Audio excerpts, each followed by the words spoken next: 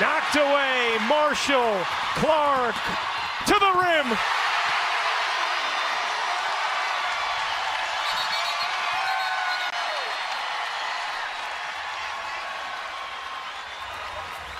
An 11-0 Iowa run.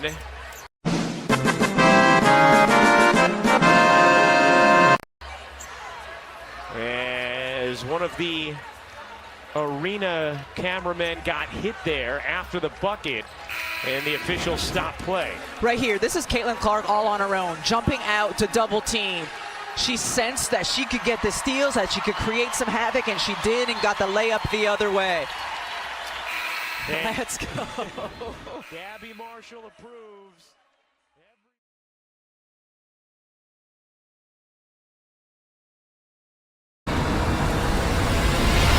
This is Joseph Newgarden. Joseph was conceived to win races.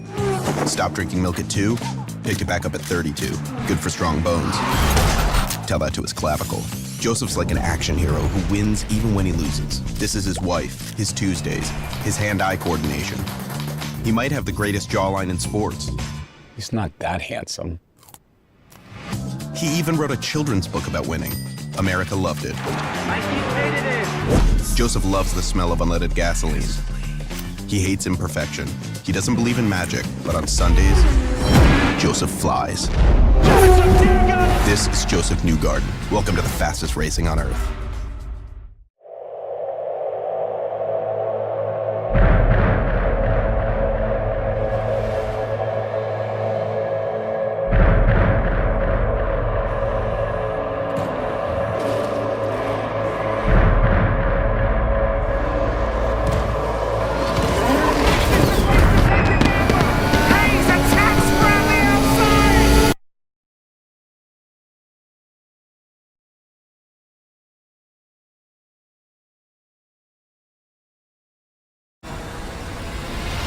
This is Alex Palou, a conquistador of concrete from the start. Alex grew up practicing kissing girlfriends to be ready for the day he'd meet bricks. Alex is so fast he does his taxes January 1st. He speed reads 2 novels before noon. He's Spanish, but he'll French kiss on the first date. Racing's what he thinks about in awkward silences. Racing's what he thinks about when people aren't talking about racing. Racing's why he's a grown man haunted by milk. Alex has traveled the world. Here are his favorite places: Portland, Detroit, Monterey, Portland again, and rent-free in 32 drivers' heads. This is the front of his car, but if you race him, you'll just see the back.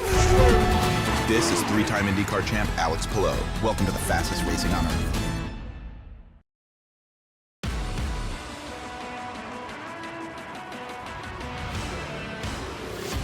Look at this! Holy cow!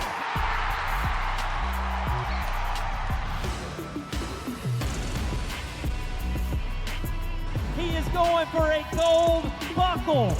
Knocks it out of the park. 90 points.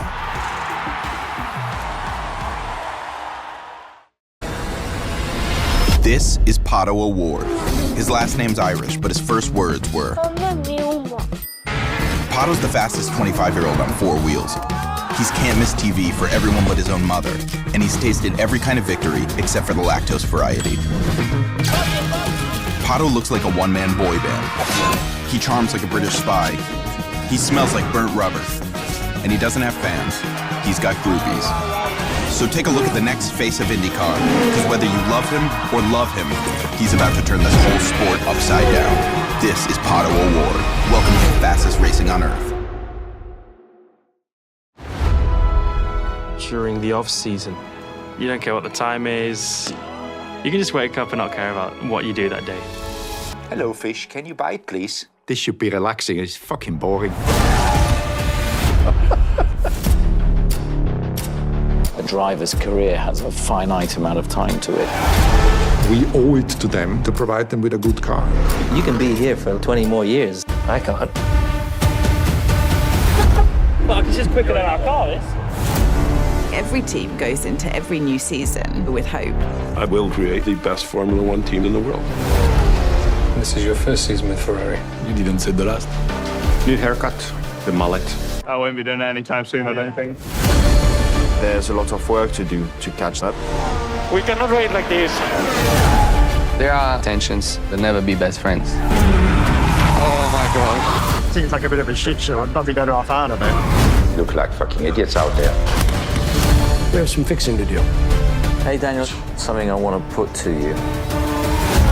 That lap he just did would have put him next to Max on the grid. I might just walk into Red Bull and steal their car. It was naughty. Formula One back in Las Vegas. And it's all over in a heartbeat. Vamos! Yes, bye-bye. Sometimes I say, why I'm doing this. In the end, if you love racing, this is what you want to do. You are going to be in the next series. Finally. Finally.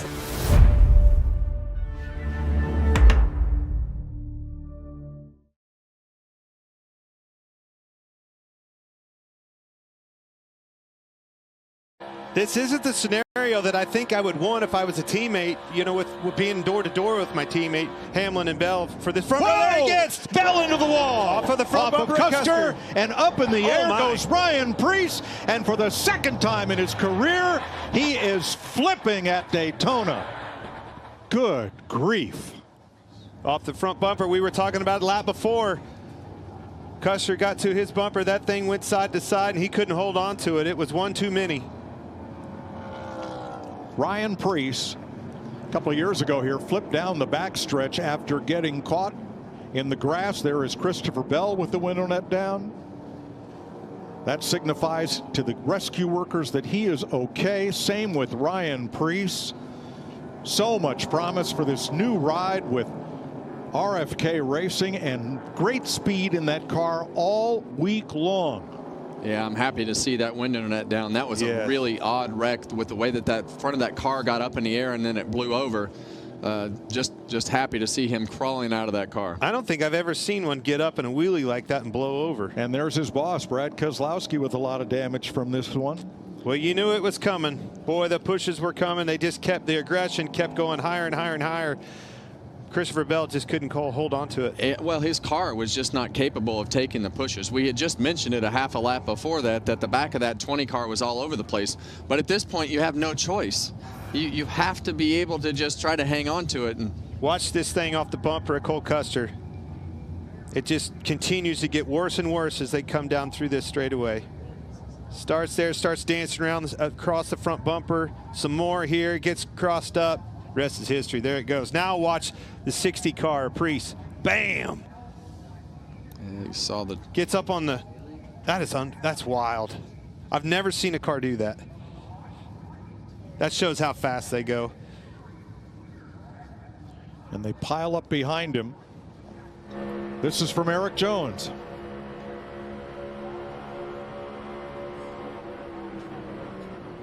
Oh. Whoa.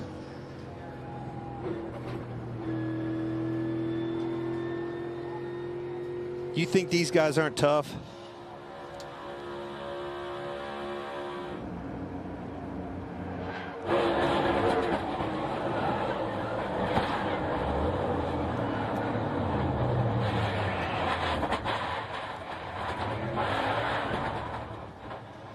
A devastating crash for Ryan Preece. An incredible camera work by our Fox crew. I'm so glad to see that window net down and him be able to get out of that thing. Whew, that's scary. It's unbelievable what it looks like when these cars get caught by the air like that. And I'm with you, Clint. I've never seen one take off with a wheelie like that. But they just flip around like they don't weigh 3,600 pounds. Well, nothing weighs that much at 186 miles an hour. Saw the airbox just blow away. The right front tucked up underneath the A-post there.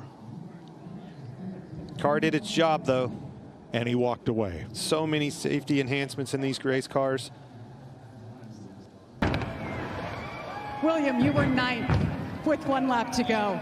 How did you come through the pack and avoid the chaos to make it 2 in a row at Daytona? Yeah, obviously some good fortune, but just trusted my instinct on the last lap there. I felt like they were getting squirrely on the bottom and just tried to I was honestly going to go third lane regardless because I was probably 6 coming down the back. So just obviously fortunate that it worked out in our favor, but just really proud of this team. Worked super hard all week and had an amazing car. Just had a really hard time with the fuel savings and kind of staying towards the front. So crazy. Yeah, I mean, I can't honestly believe that, but we're here, so proud of it.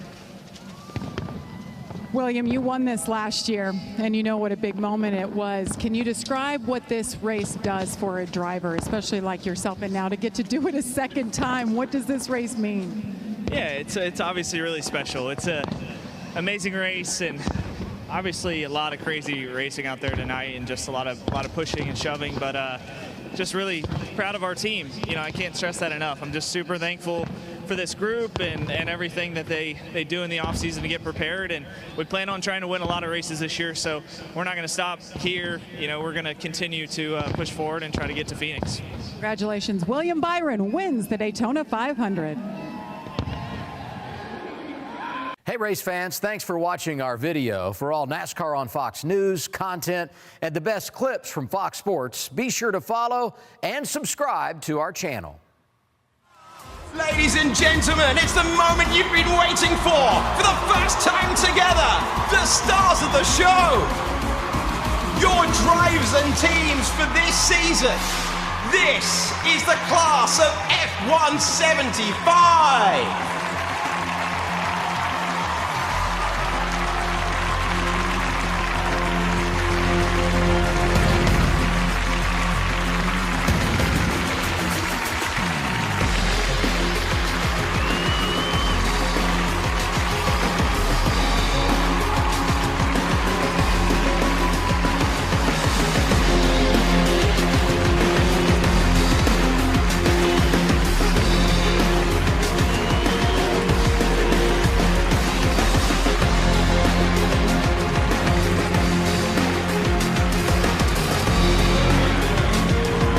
That is it for the first ever F1 season opener.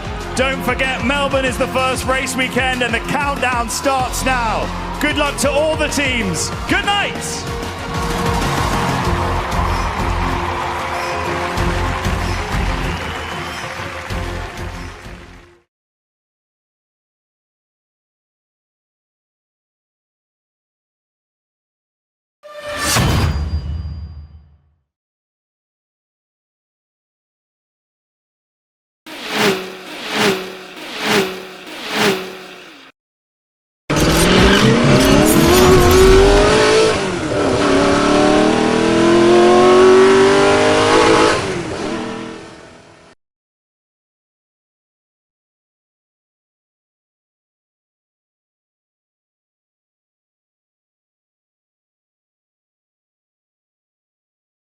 Drivers, start your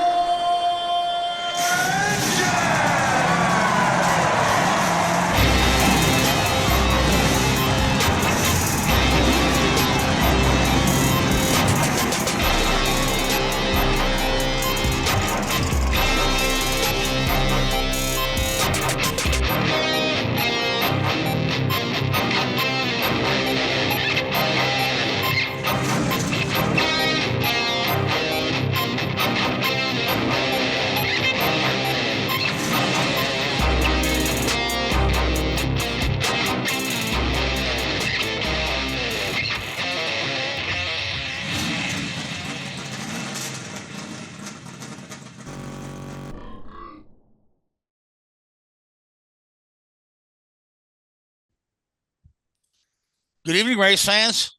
Welcome to the whoobazoo Radio Network. Welcome to the Drafting the Circuits program. Keith, did I say the whoobazoo Radio Network? Man, well, I've been off for a while. Drafting the Circuits program brought to you by Sinister One Productions. My name is Frank Santorowski. I'll be your host for the next hour as we get into talking everything racing. Today is our preview of 2025. 2025, the quarter century mark. Can you believe it? Joining me tonight, Levi, Luis Torres, Richard Uden. Fellas, how we doing? Our guest, good, thank you. Our guest tonight, Doug Macedo. He's here on behalf of Track Days for Veterans. Doug, how are you tonight? Wonderful, wonderful. Thank you for having me. Oh, yeah, appreciate you coming on. So, quick tip of the hat to our sponsors here. We're talking Netflix, Drive to Survive Season 7, Luis Torres Multimedia, and the PBR Velocity Tour. And PBR is not past Blue Ribbon, it's professional bull riding. And Sinister One Productions will be covering that. Both Lee and our producer Keith Hayes will be there present at that event, having a good old time. Who knows, man? Maybe we'll get Lee up there, get him up there on a Bronco or a bull or something. I don't know. Those were in my younger days. I don't do that anymore, but that was my younger days. So yeah, I won't even get on the mechanical bull at the country bar anymore. You know, so all right, well, let's get into racing. Let's lead off with NASCAR because they've actually began their season at a race this year. Now, Doug, you were there at the track. Louise, you were there all weekend as well. So I would like to get your guys' impressions. But Doug, first I want you to talk a little bit about the program, Track Days for Veterans, what it is you do, what you're all about, and where else can we see that program this year? Well, definitely want to say thank you for definitely having us. What it is, the program is called Track Day for Veterans. It's where we have where racing meets freedom. And we invite all of our veterans, past and present, and we get them into the into the pits with racing.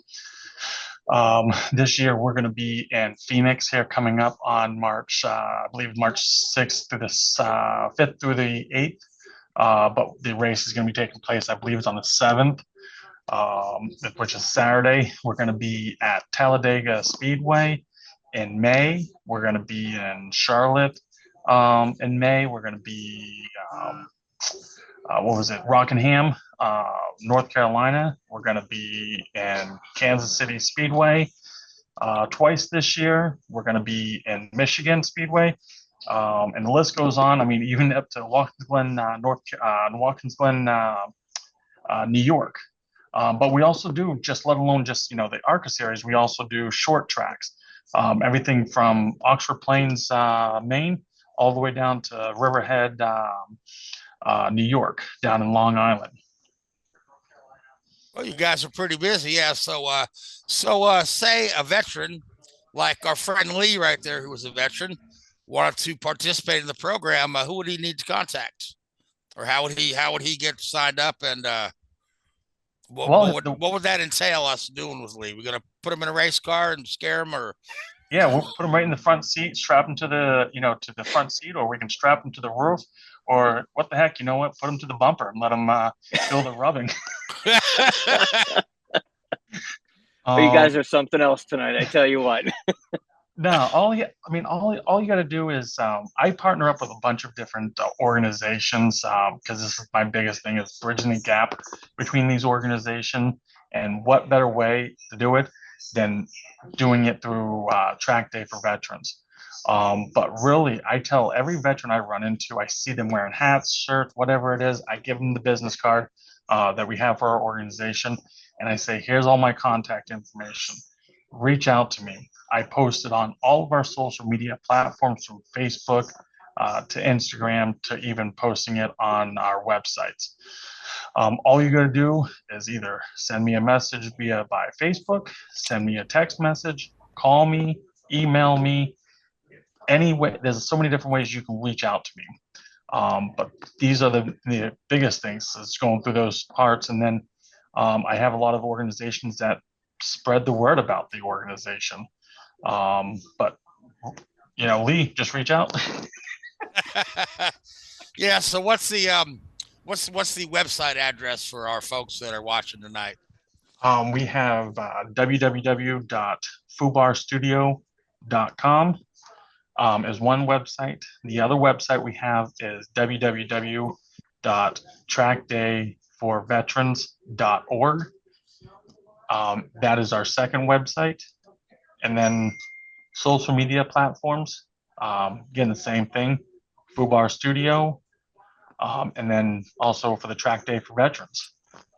So FUBAR, I love the use of the military acronyms right there. Perfect. Yes. I love it. I love it. So, yes. All right. Well, man, great. Good luck with the program. Sounds like you're doing some good work out there. I mean, a lot of our veterans that have served this country are really fine folks, and a lot of them are big race fans too. So I'm sure that's a very exciting thing for those folks to get involved with. So, but let's let me just jump in here real quick. His partner that was trying to get on with us, he is in the chat. Derek Roby is actually in the chat for you guys. So. Oh, cool. Hey, Derek.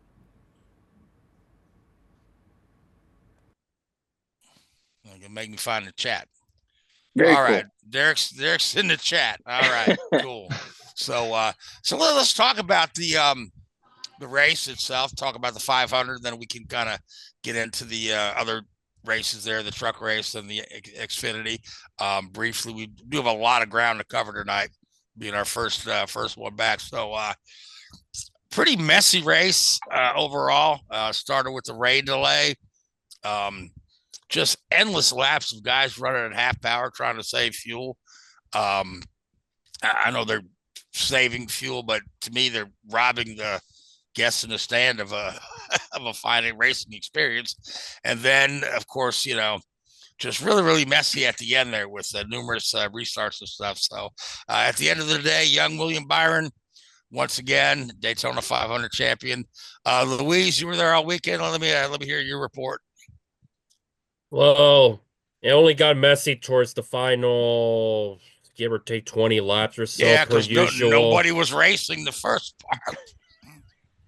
Well, they were racing all right. It's just the matter of saving fuel that you had those two debris yellows throughout the night that reset everything up. Yeah. But other than that, it was looking like it was going to be one of the better Daytona 500s in recent memory, but per usual, driver incompetence got in the way, and it led to the mess that we usually see every single year because driver incompetence seems to rise to the occasion when it matters most.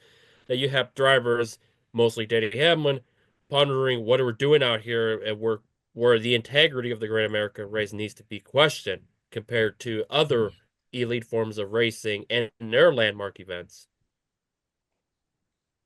All right, so there you go. That's well said. Doug, what were your thoughts on the races? How many times you been to the 500 out there? Shoot, I've been to the 500. I've been going to the 500 since I grew up out here. I grew up in Daytona. I spent a lot of my time seeing the races at Daytona. Even worked my few at the Daytona when I worked for Halifax Hospital, which is the same hospital where the Intimidator, ended up going to and stuff like that. I gotta say that a lot of people were kind of like, what the heck are we doing? It's raining. But then, a lot of people are like, well, just get the cars onto the track. They'll dry the track faster than these damn machines. It was, kind of dead at racing at the beginning. It really started picking up after it got to the, 50, 60 laps. People were starting to finally show the true colors of their racing and trying to put their, put the laps in front of them and trying to get them done. It was good. All right, now I've read a couple articles from some old timers like a Matt Weaver, who were just pretty disappointed, and just really, I read a couple of really scathing articles about the state of the Daytona 500, and I mean, Louise, Lee, Doug, Richard, did you guys feel that way? When you compare the Daytona 500 today with some of the races from, say, the 80s, the 90s, or the aughts. Are we really that far off? Because I still enjoy a good super speedway race, but what are your guys' thoughts? I think so. There was a lot of three wide racing this year at Daytona, which is compared to races back in the in the 90s and 80s when it was majority single file or two wide. The three wide really makes difficult. There's, the pushing is a lot different in these Gen 7 cars. And when you get 3 wide, in my opinion, it's just waiting. It's, watching the clock. When's it going to happen? When's it going to happen? And then you get under 50 to go, and it really ramps up to when's it going to happen? When's it going to happen? And it's inevitable. It's going to happen. How many times is it going to happen in the last 5 laps? That's yep. That's unfortunately that's the state of where we're at today with these, with the cars when they really not a personality to them. They're pretty much flatline across the board. Safety has, and this is nothing against safety, but like manufacturers, a Plymouth back in the day was way different than a Chevrolet, which was way different than a Ford. But today the cars look pretty much identical. So you get a lot of that 3 wide racing. But yeah, and then 50 to go, you can count on it. It's going to be a big one. It's going to take out 20 cars at least. I think the broadcast said, with 50 to go, it's, if you are in position 5 through 25 with 50 to go, you might as well count your night out. You're going to get hit. And it was evident tonight. It was evident Sunday. I mean, I think it was lap like 47 or something like that, almost on cue, and boom, happened. And, from the number 2 spot, and it just went backwards from there. So, yeah. So Richard, you've been quiet over there. No, this is a conversation that you and I have had more than once, right? But we've got an entire generation of drivers who've seen these awful crashes, and everybody walks away. It's been since 01, since we've lost the guy in NASCAR. So you've got an entire generation of guys who've never experienced that, and I really feel like this makes them feel a little more bulletproof when they make some of these moves. Do you agree with that? And I know you and I have talked about this. Yeah, I think there's, you see some of the wrecks that you've had in especially at Daytona in the last 4 or 5 years, or maybe a little longer. You think back to Austin Dillon's wreck there in the summer race, and Ryan Newman's wreck there. Yeah, Newman's in the 500 a few years ago, and they were, oh my goodness me, I mean, they were horrific accidents. And the fact that these guys can walk away or stagger away from accidents like this is testament to what NASCAR have done with the current generation of car and the previous generations of car. I mean, if you look at the biggest, outside of concussions, which we all deal with, the biggest accident that I can think of in the last 10 years that resulted in the biggest injury was when Eric Almirola broke his back in Kansas 7-8 years ago, I guess, when I think it was Danica Patrick hit the back of him, and it wasn't a big impact. It was just, look at the draw, if you like, of how the impact unfolded. But yeah, the super speedway racing is getting messy. It's an art form, for sure. The way the drivers, draft and the skills that they utilize are certainly different from, any other race that they'll compete in throughout the year. But I think the 500's lost its point, really. When it first was, in the 50s, 60s, 70s, to make a car go 500 miles at those speeds was an achievement. It was something to be lauded. You finished the 500. Now, I mean, if it wasn't for Rex, you'd have maybe 1 or 2 mechanical retirements throughout the weekend. Yeah. So what? The first 180 laps are a waste of time. It's only the last 20 where anything happens. If you want something that's entertaining, the Clash is way more entertaining. Oh, sorry, the duels are way more entertaining than the 500 in terms of instant gratification. Yeah. Because it doesn't serve its purpose anymore. And the stages sort of help break it up a little bit, but even then, they're not gonna. You didn't see any real, shoulders out coming to the line at the end of either of those stage breaks. And yeah, I just think that I guess it's like other things like the Monaco Grand Prix, isn't it? It's not a great spectator event, but we still have it because of what it is. Yeah. What can you do to make people want to sit there for 3.5 hours to watch 30 minutes of racing? It's basically all it is. I don't know. It's an interesting topic, and it's still the most, the highest viewing figures of the season for NASCAR. Sorry, more than the championship race, and people will be able to list Daytona 500 winners probably more than they would be able to list the championship Cup winners, Series champions. In the same with IndyCar, people will list Indy 500 winners over IndyCar champions on a more regular basis. So it's, again, we talked about this a lot, Frank. It's the danger and the difficulty and the side effects of basically putting all your eggs in one basket there, with the 500 being this marquee event. It's the first event of the season, which is always difficult because now everything else is an anticlimax. It's like having the Super Bowl the first week of the NFL season. Yeah. Everything else is like, oh, great, okay, whoa. It's I don't know. Something's got to change, I think, because especially in today's generation, they just don't maintain the concentration levels. I mean, I was struggling. And I got skin in the game, and I was struggling to hang out through that rain delay, and that's fine. I get it, I get the rain delays, but yeah, do you, outside of it being 500 miles, do you need, is there something we can do that still maintains this nomenclature of 500, but is a little bit more entertaining or instinctive?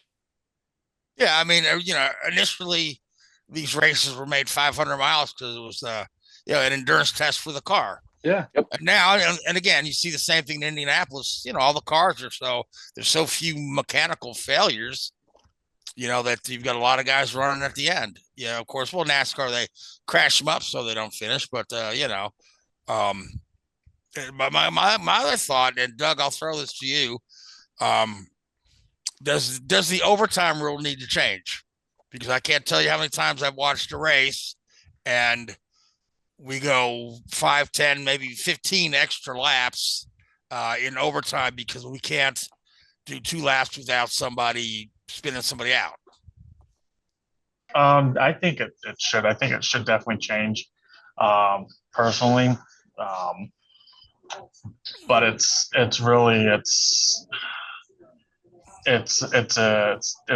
would probably be a game changer, and would it cause more accidents if it does, the overall time changes? Well, I mean, the race would end. Yeah. So you wouldn't be able to cause that anymore. So, but when it comes to it, would it cause more accidents? Trying to lead into that, is it going to cause more accidents? It's like, hey, listen, but people want to watch though. Yeah. But it's always that, the what ifs. Yeah. You be careful what you ask for, right? Correct. So here's something for you, and this is the sort of chicken and egg situation you have with the Daytona 500. Okay, what will get more media attention and what will get more people talking in the weeks after the 500? In this instance, will they be talking about Ryan Preece's wreck again, or will they be talking about how good the Fords were at pushing each other, or the move that Blaney made, or the move that Byron made to win the race, or the move that the Days of Thunder move that Jimmy Johnson pulled to get into a top 3? People don't talk about that. Yeah, frankly, they don't care about that. I would. Well, what about him ripping his sleeves?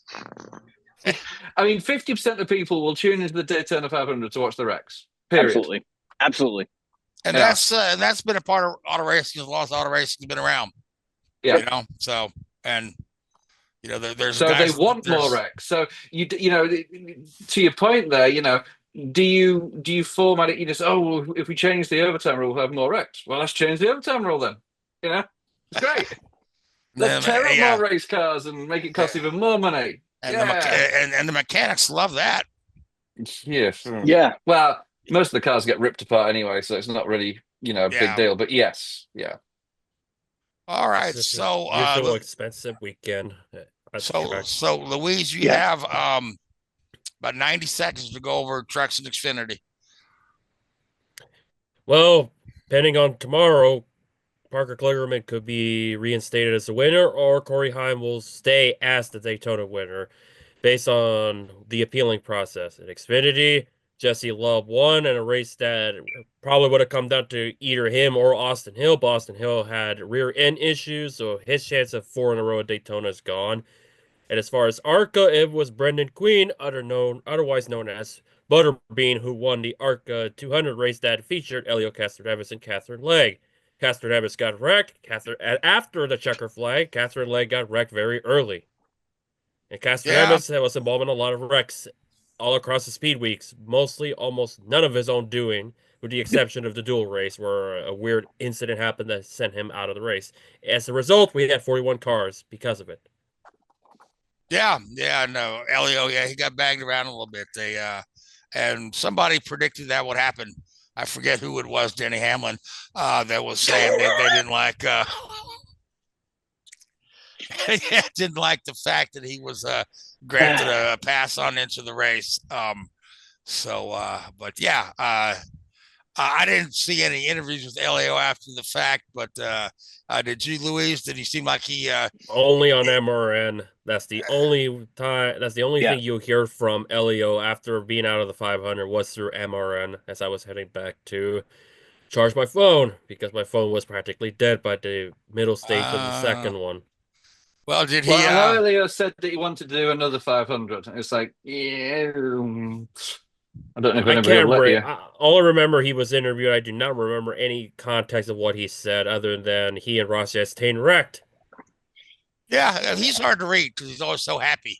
Yeah. You know what I mean? So, and who knows if Scott Dixon will ever run a NASCAR race. I know he's publicized years ago Xfinity was on his radar, but God knows what's going to happen with Dixon if he ever wants to run NASCAR at this point. All right, so Lee, Richard, what's the latest with the 23XI lawsuit? I had heard a rumbling that NASCAR may drop the charter program if they lose the lawsuit. I mean, any legs to that at all, or? I don't know. I must admit, it's gone a little bit quiet. I think you had all your sort of initial posturing pre-Christmas, and now it's sort of mired in the legal notebooks of people that are paid far more money than you and I. And yeah, I mean, it'll all play out as it plays out over time. I think that, I don't know. I really don't know. I think the more you look at it, the more, the case that, I mean, it's not so much an open and shut case. It's more of a case of, are NASCAR acting in an unethical way? And, again, it's an opinion-based ruling. It's facts are very grey in a situation like this, I think. So, I not to say that NASCAR doesn't need to move with the times, and certainly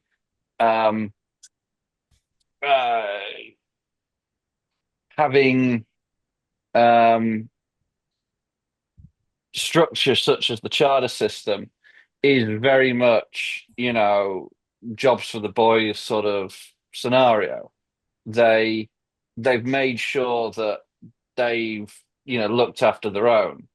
And look, to a certain extent, guys like Rick Hendrick and Joe Gibbs and people like that, they've made, they've invested huge amounts of money into the sport, and they now have capital to reflect that. These charters are going for multiple millions of dollars, if not in the tens of millions of dollars sometimes.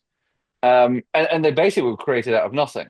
It was just a concept. It wasn't they'd never bought them. They'd just been around long enough to be said, hey, look, Joe Gibbs, here's 4 charters, $15 million a pop. You've just made $60 million overnight. Congratulations.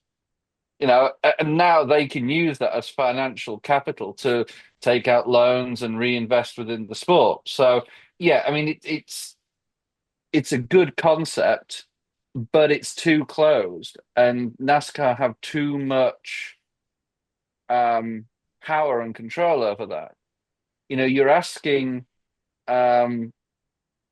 it's basically making, NASCAR the judge, the juror, and the executioner of this whole setup. Yeah. And at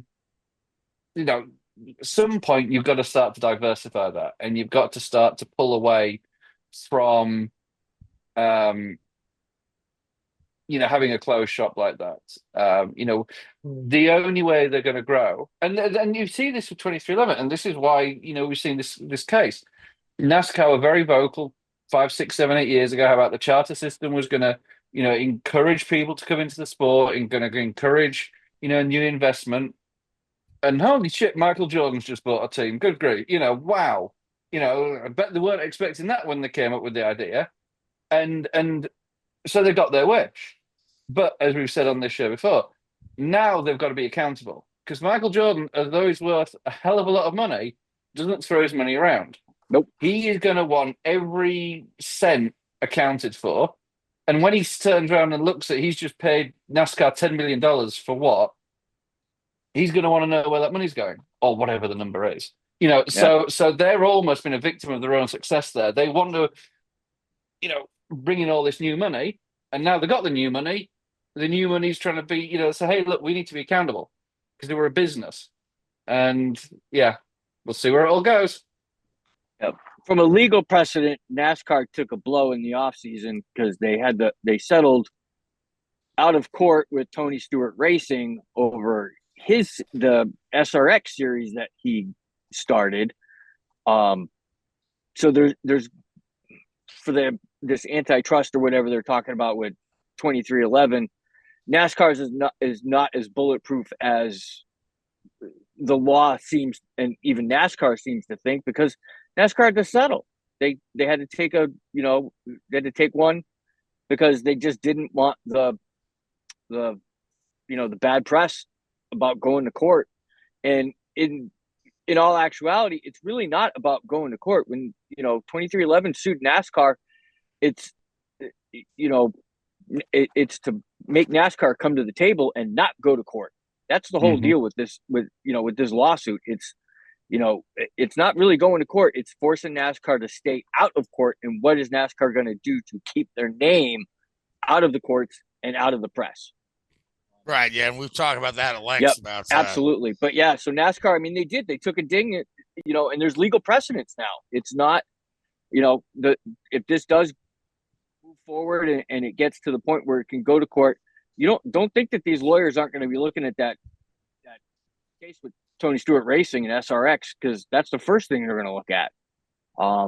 So it'll be interesting, next couple months to see the legal proceedings, and does NASCAR take a bow and, I don't want to say give in, but do they keep their name out of the newspapers by cutting a deal with 2311 and dropping the charter system and doing a little bit of restructuring? See, I don't think there's a deal to be made, is there? Because it's not 2311 don't want something for themselves; they want something for the whole sport. For the sport. That's the thing. So it's not a case of look, we'll settle out a cause. Here's $10 million. Let's they want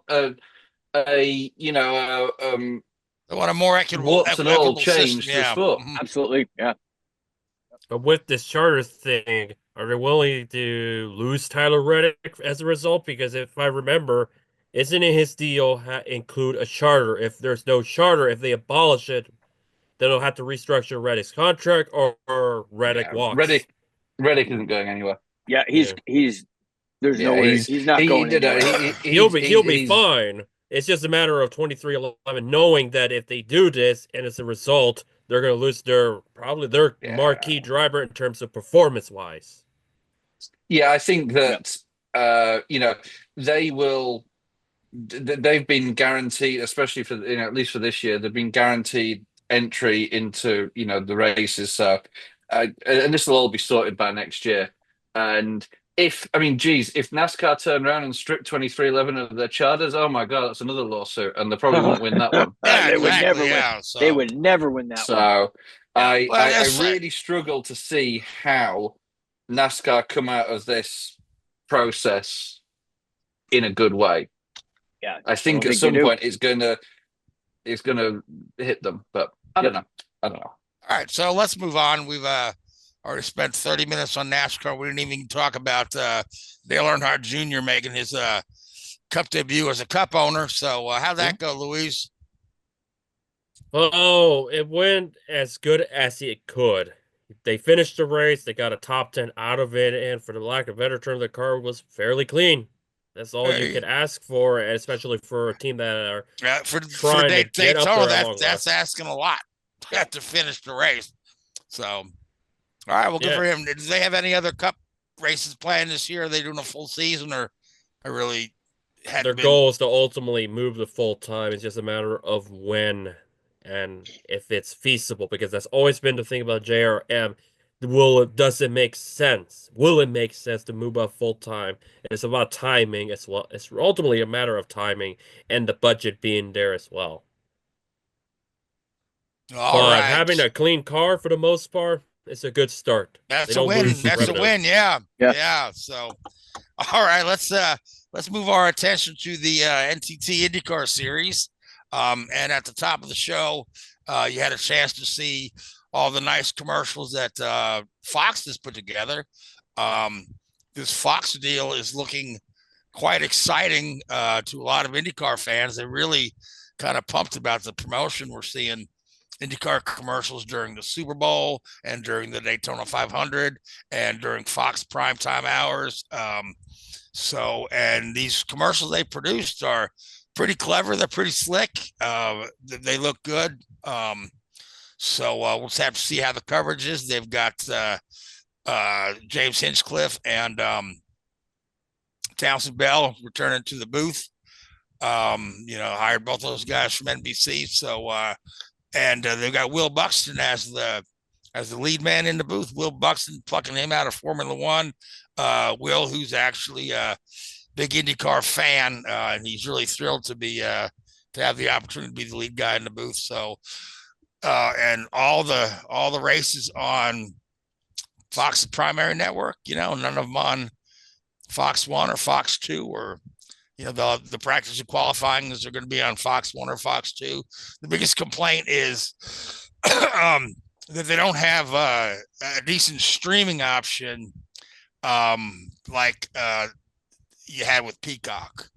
But guys, just get your DVR out. If you don't have cable, go buy a $80 antenna, pull in your local Fox station, and DVR all the races. Yeah. So, I'm pretty excited about it. Fox has really put a lot of effort into it.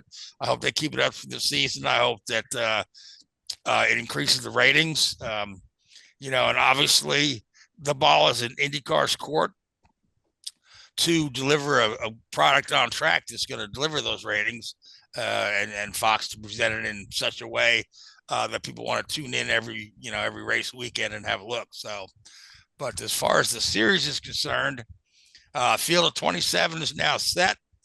The last open seat was at Dale Coyne. That was announced that it's going to Ryan VK, much to the pleasure of Ryan VK's fan base. He's got a huge fan base in the Netherlands. You mean Renus VK? Renus VK. Yes. What did I say? Ryan VK. The Ryan Rique or something. Enrico Iglesias. I don't know. No, right. I Anyway, didn't know Ryan Hunter-Reay changed his name to Ryan VK. But much to the chagrin of Linus Lundqvist, he does not have an IndyCar ride, despite winning Rookie of the Year and showcasing he's a capable driver to get podiums and top fives. Yep. He's on the outside looking in. Yeah, a couple of new faces on the grid this year. You got two rookies, Lewis Foster, the Indy Lights champion or Indy NXT champion, signed on with Ray Hall. And then you've got Robert Schwartzman coming out of Formula 2, going to be with the Prema team. He'll be teamed along with Callum Ilott, a couple of familiar faces in new seats. Alexander Rossi will now be with Ed Carpenter Racing. They've got a decent sponsorship deal.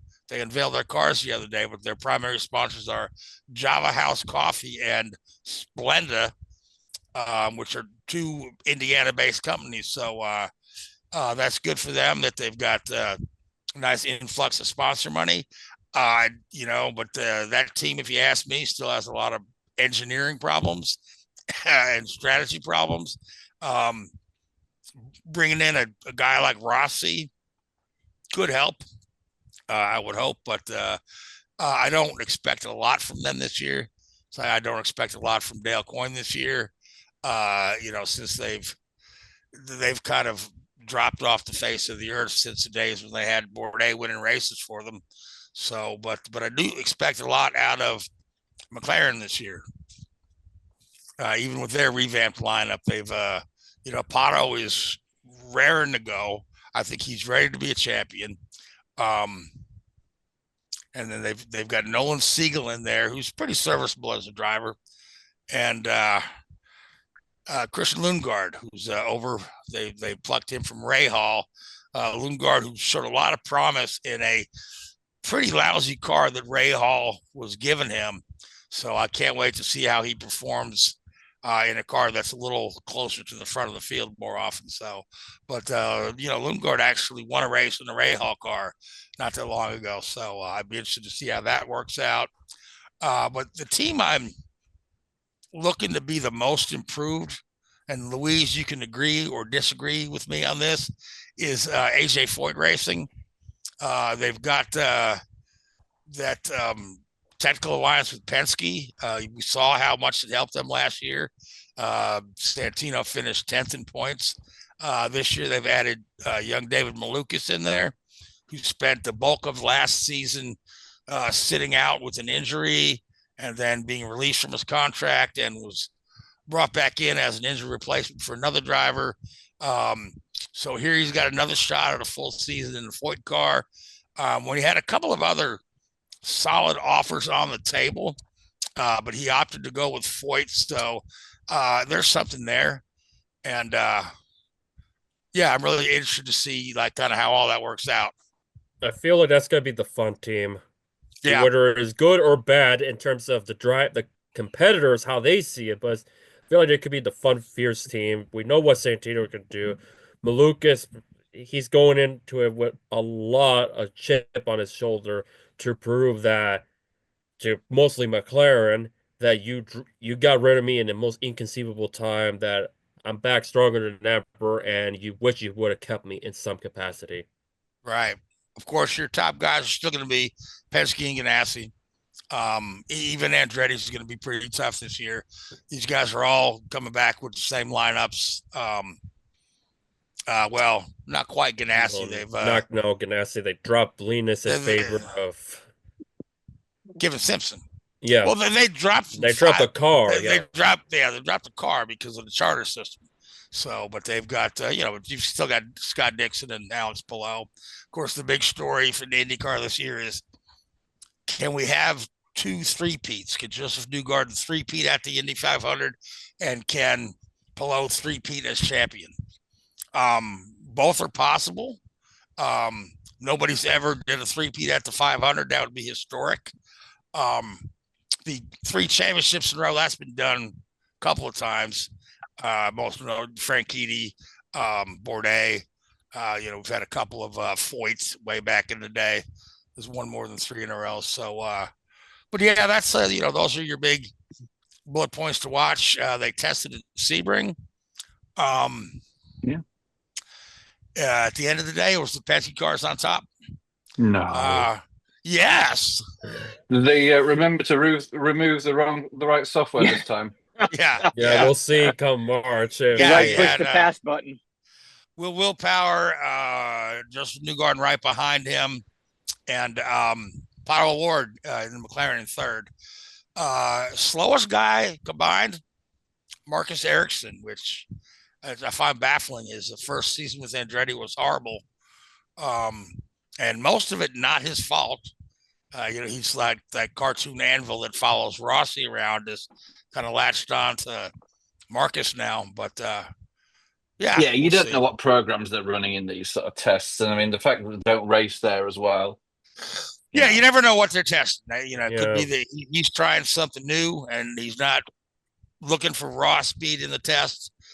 Yeah, but the guy who's fastest is always a good indication that they'll be faster in the season. And and it wouldn't surprise me if the Penske cars were faster in the season. Just saying. Yeah, I think they've won a race or two.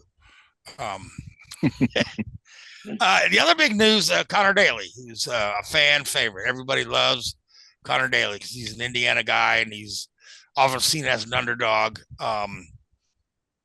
Was able to put a full season deal together. He'll be in the Yukos car, teamed up with Stingray Robb, which there was really interesting Connor Daly podcast where he had Stingray on as his guest, introduced him as his new teammate. And now Daly is a guy who's not been very complimentary about Stingray on the podcast. So Stingray had the opportunity to kind of call him out on that. And so, but it sounds like they're getting along. But Daly had a 8-race package deal, sponsorship from Polkadot.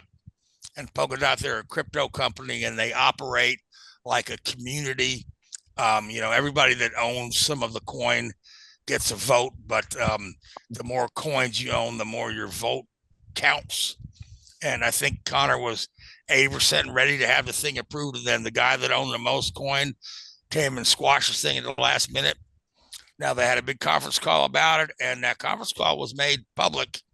You can find it on Blue Sky. You can find it on X. You can find it on the Elite IndyCar page on Facebook.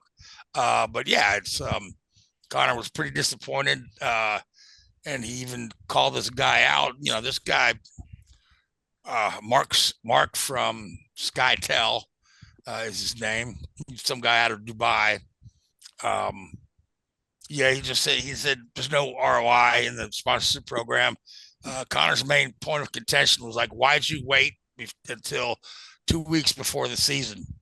He said you had like 120 days to vote, and you're coming in at the last minute pulling the rug out from under me. So, Connor was there testing in Sebring, but even he's not sure if he's going to maintain his seat for the year, depending on what other sponsorship he can put together or whatever Yukos can scrounge up. But we'll just have to see how that plays out. Now, any other IndyCar stuff we missed, Luis? Not really a whole ton other than season gets underway on March 1st. In a couple weeks, yeah. Yeah, looking forward to it. St. Pete, fastest spring break on earth. Doug, do you watch IndyCars at all? I do not. No, it's one of the ones I don't partake in. But well, do yourself a favor, and they're all on Fox this year. Tune into a race this year, and then next time you're on, you tell me what you think. Lee never used to watch it either. Now he catches it every week. Yeah. Yeah, we infected him. So yeah. I'm used to all the left turn. That's about it. Well, then the Indy 500 is for you. Yeah. I will. Now it reminds me. There is something worth mentioning about. You talked about the Super Bowl ads at the beginning of the program. Yes. During Media Day at Daytona, Daniel Suarez made an interesting point, and I feel like Fox did really well with their IndyCar promotion. They treated them as superheroes, like superheroes rather than cartoony superheroes, like true to the blue superheroes. And Suarez felt like if NASCAR, marketing wise, I know IndyCar marketing don't go hand in hand, but on the NASCAR front, Suarez said to the lines that if they do what they did with IndyCar to treat them like gladiators, maybe they'll create stars in the making, where I'm hoping the end game with those ads that Fox did for IndyCar, like with Pato, Newgarden, and Palou, they look at them as superheroes that can go quick with personalities, which is something that IndyCar I've always had, is personalities, but not the marketing to back the case. Yeah. Whereas back then, NASCAR had the personalities and the marketing. Now, they don't have the personalities as much, or we don't know it enough because the marketing seems to be more on nostalgia rather than who we have on the table right now. Yeah, well, the other thing is I heard right after some of those IndyCar commercials were released, a lot of NASCAR fans were kind of, they felt a little cheated. They're like, well, why can't the Fox do NASCAR commercials like this? But the fact is, when it comes to that kind of stuff, NASCAR controls their own media. And the teams and publicists imagine that. Yeah, and what were we talking about earlier? Exactly. And then IndyCar went to Fox and gave them creative control and said, "Look, what can you guys, do for us?" And so, yeah. So, all right. So, creative control. NASCAR don't work for them, brother. Exactly. Yeah. Yeah. So, Doug, you watch Formula One at all? No. All right. Oh boy. Sorry. Well, Richard, tough crowd tonight. I'm gonna have to look into it. I mean, check more into it. I'm more of a NASCAR Truck Series. Nothing wrong with that. Nothing wrong with that. Yep. So, do you Watch watch it? this guy. Doug. I'm fired. Get out of here. Oh, you've been wonderful. Don't beat up on. All right, Richard. Yep.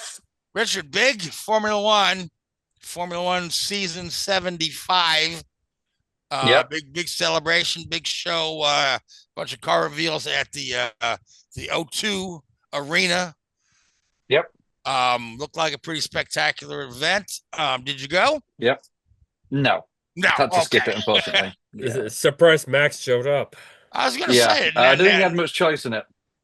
I was gonna say I didn't know because you got Toyota's getting involved with Haas. I didn't know if you could maybe that's pull all a string or two. So that's all the guys in Europe on that one. But I'm honestly surprised that I didn't see a Toyota Haas car. But yeah, Richard alluded to that. Yeah, they're Europe and the split at Daytona was all North America. It's all the European colleagues, and we do work closely with them, especially on some of the endurance racing, some of the GT3 stuff. We work pretty closely with them, but no, that's all on TGRE, and good luck to them there. But yeah, as you mentioned, Frank, we had this 75th anniversary kickoff event at the O2 Arena in London, and it was, oh my God, did it go on? Jeez. How long did it go? Milk it for every 5 hours or something it lasted? I don't know. Did you see the Saturday Night Live 50th anniversary thing? That was pretty good. I was at Daytona, unfortunately, when that happened. All I know that Norm Macdonald. I was like, wow, this is long. Yeah, but that was good. It was good. I mean, who in the right mind thought it was a good idea to get Machine Gun Kelly back on there after what happened in Brazil? I mean, please. Don't get me started about Machine Gun Kelly. I'm still bitter about the clash. I'm still bitter about it. Stupid. You could have got to do a freaking Lipa, and that would have been a hell of a nice replacement over Machine Gun Kelly. At least do a Lipa as international. Machine Gun Kelly is America known, and that's it. Should just got some DJ up there like Skrillex or something like that. I don't know. Well, they had the DJ that wrote the F1 theme music up there, and nobody realized who it was. But it was, he's all the glitz and glamour, and they're trying to make something out of it, and trying to big everybody up and get back into it, before the season kicks off here in a few weeks. It was all right. It's a bit. It could be condensed into about half the time. It's all a little tongue in cheek, and it's all a little like, oh God, cringe, and the marketing people were orgasming over it, and the fans were like, yeah, okay. All you're seeing is the liveries of the car, and none of them have changed. Fundamentally, none of them have changed. Probably the RB Racing Bulls or whatever they're called now. That's probably been the biggest change. But pretty much everybody else is exactly pretty much the same. Yeah. The Kick Sauber or whatever they're called. looks like somebody's only painted the front half of the car and forgot to do the back end of it because it's just black. He just ran out of money. Yeah. And, it was a bit great. There were not, I don't think the cars on show were actually the new cars. I think they were just the new liveries. Whereas we'd already seen new cars from McLaren and Williams in a pre-launch tests at Silverstone. Ferrari ran their car for the first time today in Fiorano. So it's starting to, come to shape. And yeah, it's, these cars aren't going to be massively different from what we've seen in the last few years with, the regulation change coming into this year. So going into 2026, obviously that's when a lot of these manufacturers and a lot of these teams are putting an emphasis on those cars. There was the Sporting Council, I think, met this week.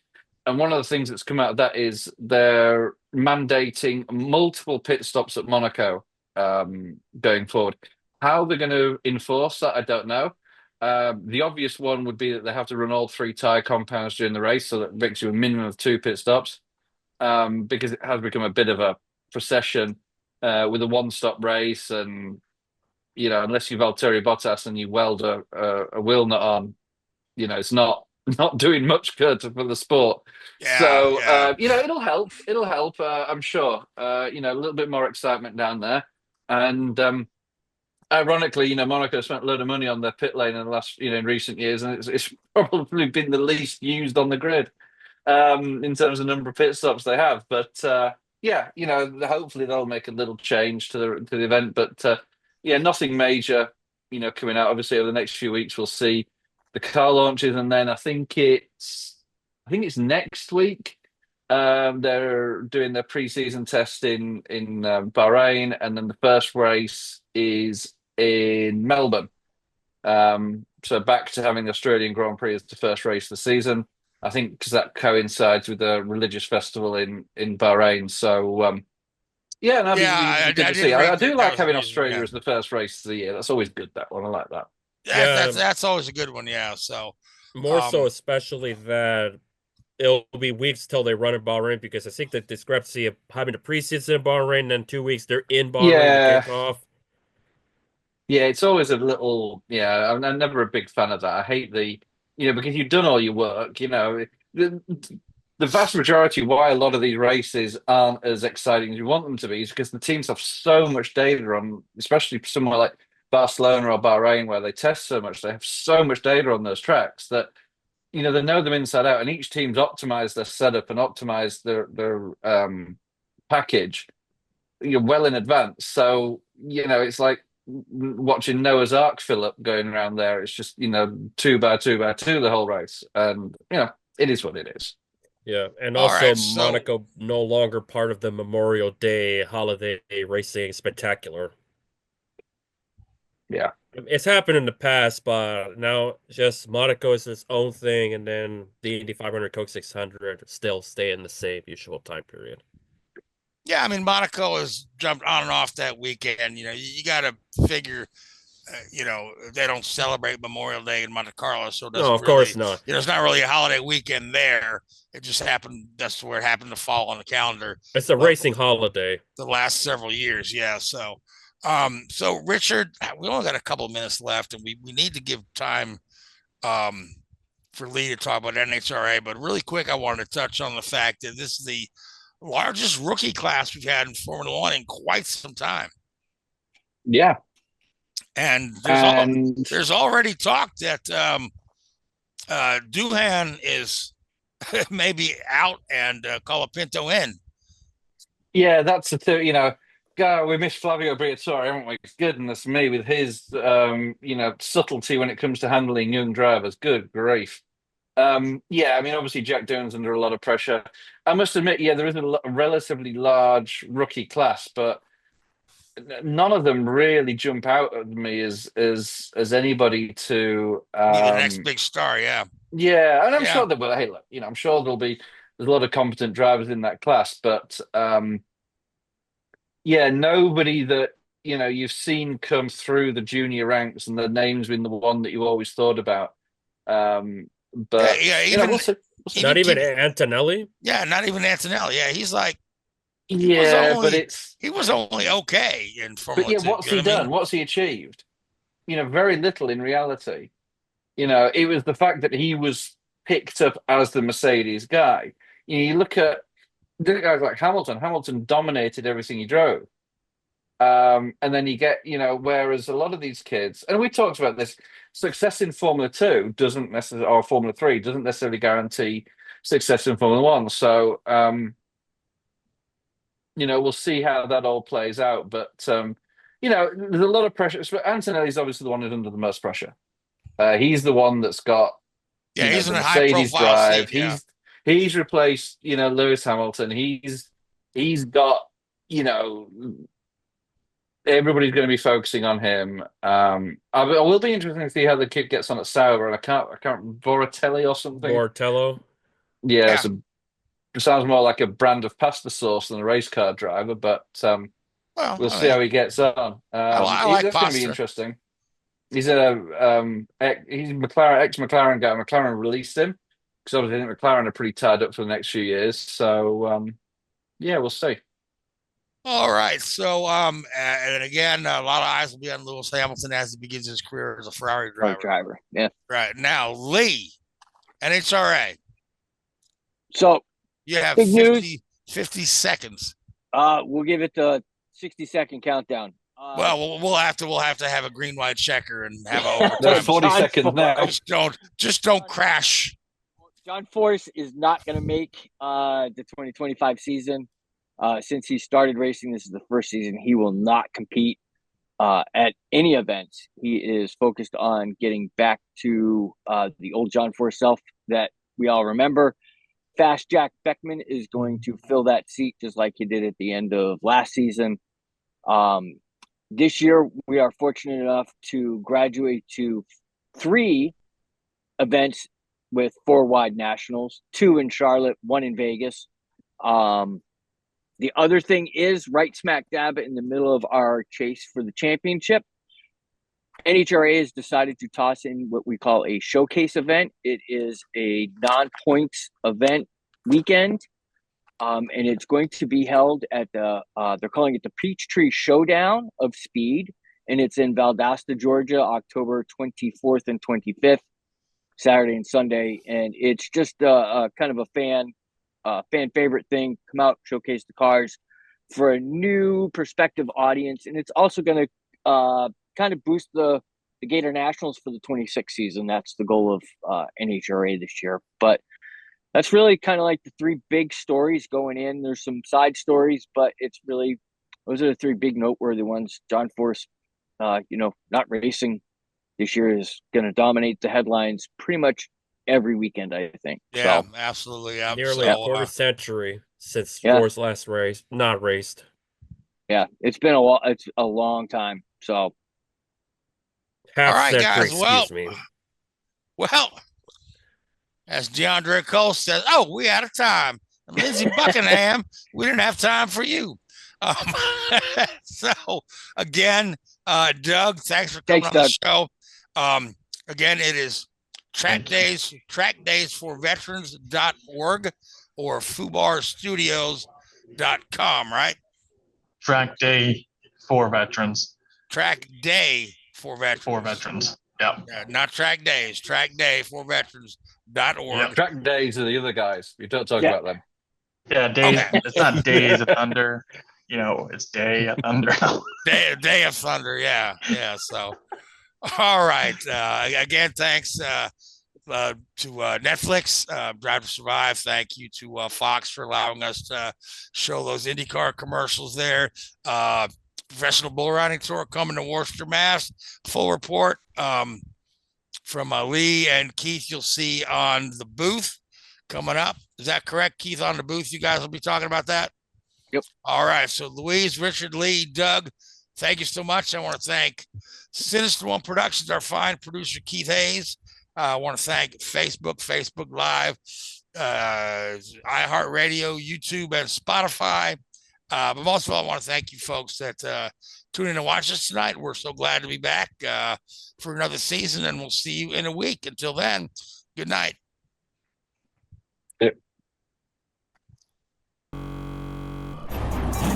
Thanks for watching Drafting the Circuits. Make sure to follow Drafting the Circuits on Facebook, Spotify, Twitter, and YouTube. Drafting the Circuits is a Sinister One production.